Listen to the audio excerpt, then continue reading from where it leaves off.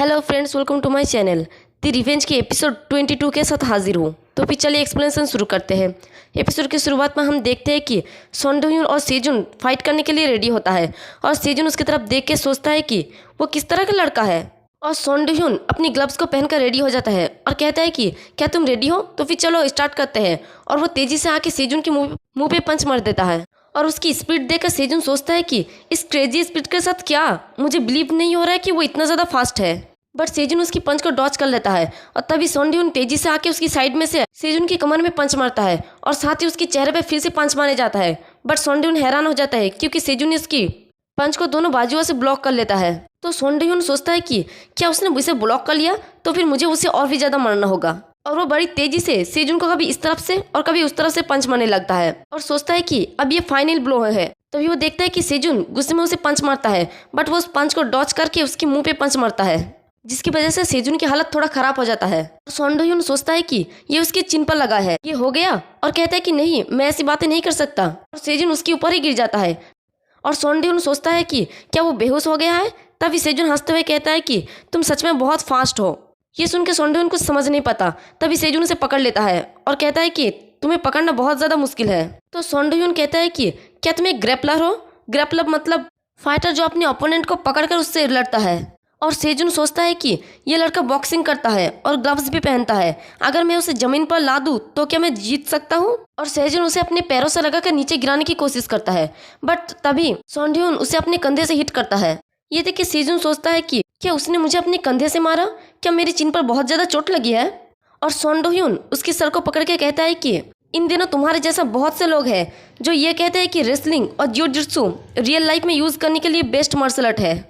और सन डोह्यून की पंच की वजह से सेजुन नीचे बैठ जाता है और सन डोह्यून उसके सामने आते हुए कहता है कि क्या तुम्हें पता है क्यों? ऐसा इसलिए है क्योंकि वो पहले कभी भी बुरी सिचुएशन में नहीं रहा है। और सन डोह्यून की पंच की वजह से सेजुन की नाक और मुंह से खून भी बहने लगता है। और सन डोह्यून आगे कहता है कि बात बस इतनी है कि जो स्ट्रांग है वही जीतेगा। मैं तुम्हें अब और परेशान नहीं करूंगा, इसलिए मेरे बिजनेस में इंटरफेयर मत करो।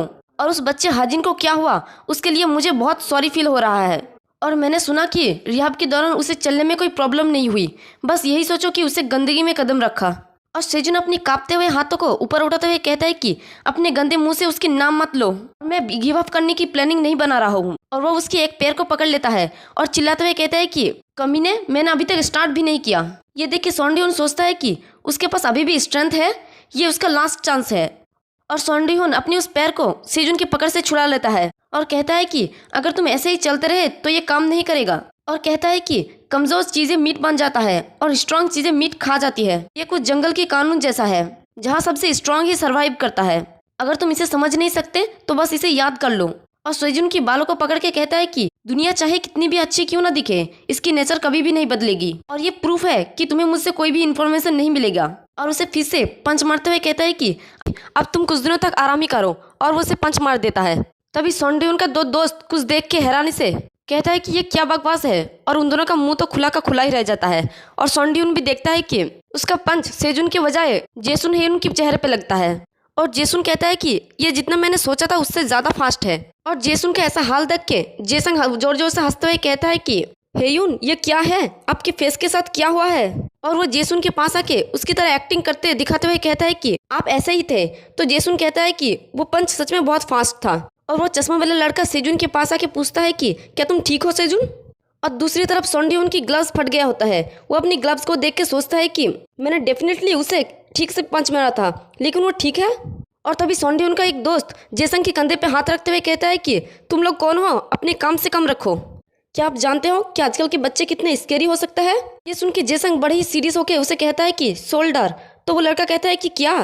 तो जेसन दर्द में होने की एक्टिंग करते हुए कहता है कि मेरा शोल्डर, मैं मर रहा हूँ। वो जोर जोर से चिल्लाने लगता है और कहता है कि कोई प्लीज मेरे लिए एम्बुलेंस बुला दो। ये देखकर वो लड़का काफी ज्यादा घबरा जाता है और कहता है कि मैंने आखिर किया क्या? तो साइड में रास्ते पे जाते हुए सब लोग उनकी तरफ देखने लगता है। फिर सन डोह्यून जेसन के पास आके कहता है कि आप कौन है? जेसन कहता है कि एक इंसान। तो सन डोह्यून कहता है कि चोट लगने के बाद भी आप कैसे ठीक है? तो जेसन कहता है कि क्योंकि ये मेरा 7 साल पुराना भतीजे के पंच जैसा था। तभी सन डोह्यून देखता है कि साइड पे रास्ते पे सब लोग उनकी फोटो खींचने लगता है। ये देख के सन डोह्यून वहाँ से जाने लगता है और कहता है कि मैं आपसे जल्द ही दोबारा मिलूंगा। तो उसे जाते हुए देखकर जेसन कहता है कि तुम कहाँ जा रहे हो? तो सॉन डोयून पीछे मुड़ते हुए कहता है कि क्यों, आज मैं बहुत ज़्यादा लेट हो रहा हूँ। और तभी वो देखता है कि जेसंग के पास 2 पुलिस रहता है और जेसंग उसे कहता है कि नहीं, ऐसा नहीं है, वो तुम्हें लेने के लिए यहाँ पर आए हैं। और इसी के साथ हमारा यह वाला एपिसोड भी खत्म होता है। एक्सप्लेनेशन पसंद आई तो वीडियो को लाइक और चैनल को सब्सक्राइब कर दे। शुक्रिया।